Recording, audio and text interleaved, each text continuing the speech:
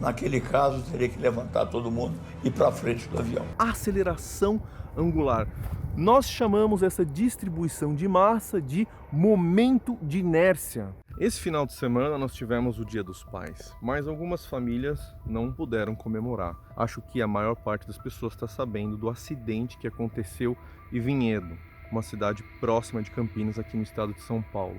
O avião, a TR-72, teve uma queda que foi muito bem registrada e 62 pessoas vieram a óbito. E normalmente eu não teria nada a comentar sobre esse assunto por se tratar de algo que não é o meu domínio, as ciências aeronáuticas, ou até assuntos de legislação. Porém, esse comentário... A única maneira de você tirar um avião de um parafuso chato é você mudando o CG, o centro de gravidade do avião. Naquele caso, teria que levantar todo mundo e ir para frente do avião.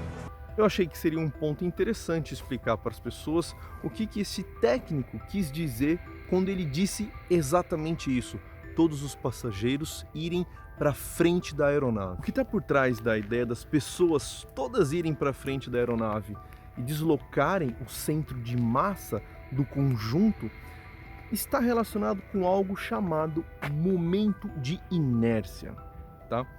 Eu vou explicar isso. Porém, eu preciso dar um passo atrás. Acontece que a ciência do giro, a física do giro, ela é muito mais complicada que a física dos movimentos retilíneos, tá? Então vamos começar no movimento retilíneo e aí nós podemos entender o que acontece no caso do giro. Imagine que você tem uma moto, tá?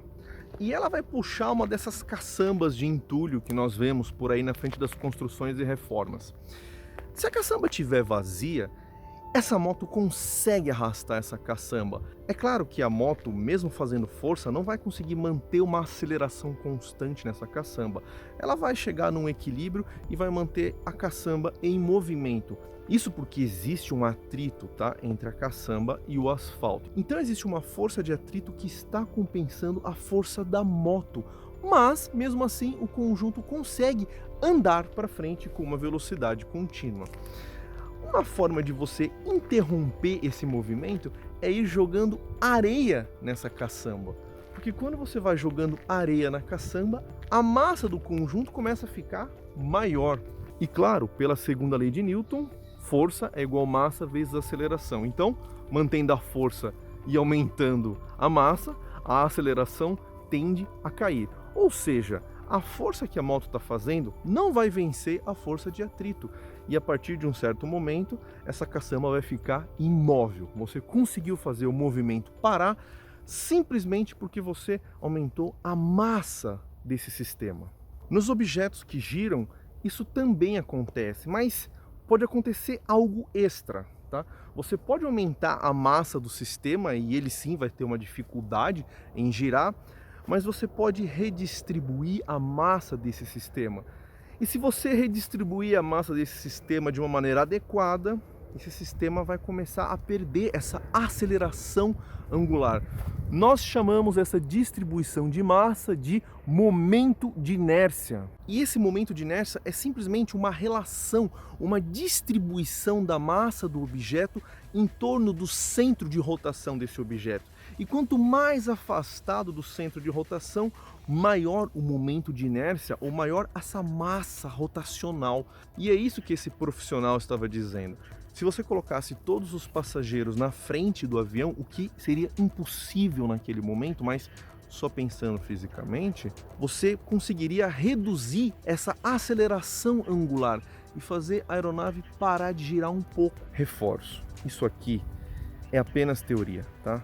No mundo real, aqueles passageiros, infelizmente, estavam num referencial não inercial. Existiam forças que dificultariam até o deslocamento em linha reta. Mas eu estou falando porque podemos aprender algo com isso.